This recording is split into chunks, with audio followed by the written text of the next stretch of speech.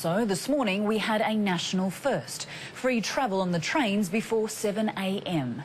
A breathtakingly smart move to remove pressure at peak times on the rails and on the roads. That's the plan.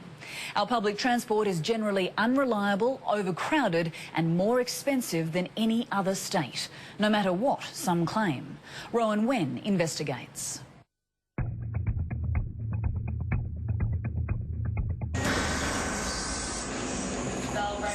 Absolutely shocking. People are herded together like cattle in a truck, and it's just shocking. You just can't depend on your train to be on time. You can't even depend sometimes on your train showing up at all. Now approaching Parliament Station. Many Victorian governments have claimed our public transport system is world class. But the truth is, it's at the bottom of the class on service and reliability. They've also claimed improvements will cost hundreds of millions of dollars. That also isn't true. And we've been told overcrowding results from more users. That's also a myth.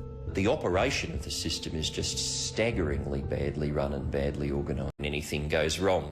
The woman meant to be in charge of the system is Transport Minister Lynn Koski. She wouldn't talk to Today Tonight, so we couldn't ask her why she had an army of bureaucrats who seem more of a problem than problem solvers.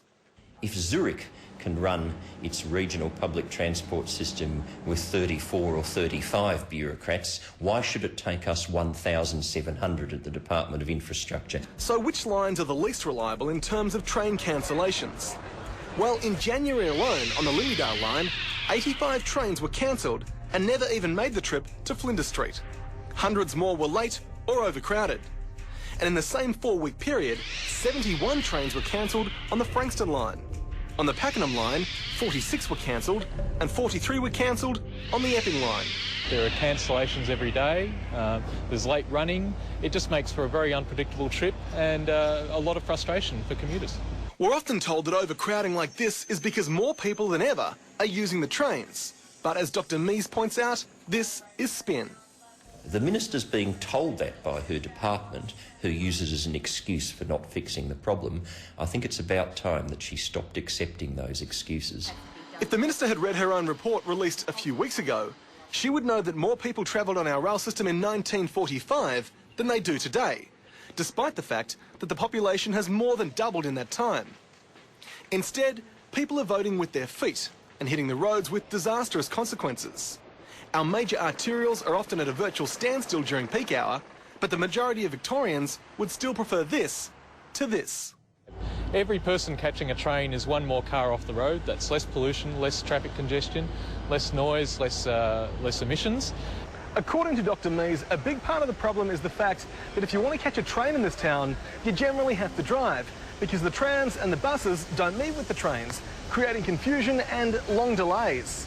What sort of a public transport system is it that says you have to have a car to catch public transport? In well-run public transport systems, you can get to the station by bus or tram because the timetables are coordinated. We're also told that fixing the system would cost hundreds of millions of dollars. But the truth is, our current rail system could double its capacity if timetables were changed and more trains were employed. I've got a copy of the original plan for the loop, and it says it was to carry over 190 trains an hour.